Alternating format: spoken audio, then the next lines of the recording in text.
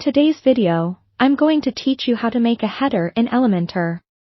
If you're looking to create a beautifully designed and fully functional header for your website using Elementor, then you're in the right place. We'll walk through each step, ensuring you understand everything needed to create a header that not only looks great but also enhances the user experience. First, let's head into your WordPress dashboard. Here, you should have Elementor installed and activated. If you haven't done so yet, you can easily install it by navigating to Plugins, clicking on Add New, and then searching for Elementor in the search bar. Once you find it, click Install and then Activate. Now that that's sorted, let's dive into creating the header. Once in the dashboard, you'll want to move your cursor to the Templates section.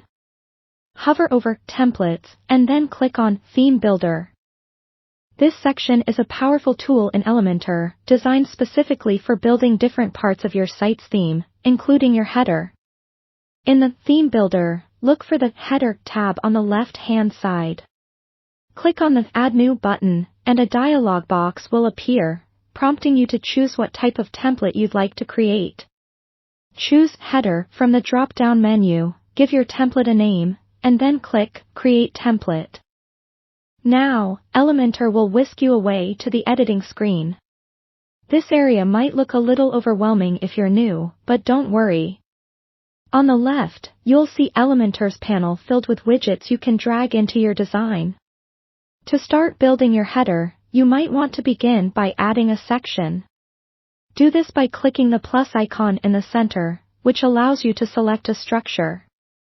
For most headers, you might opt for a 2 or 3 column layout, one part for your logo, another for navigation, and perhaps a third for a call to action or social media icons.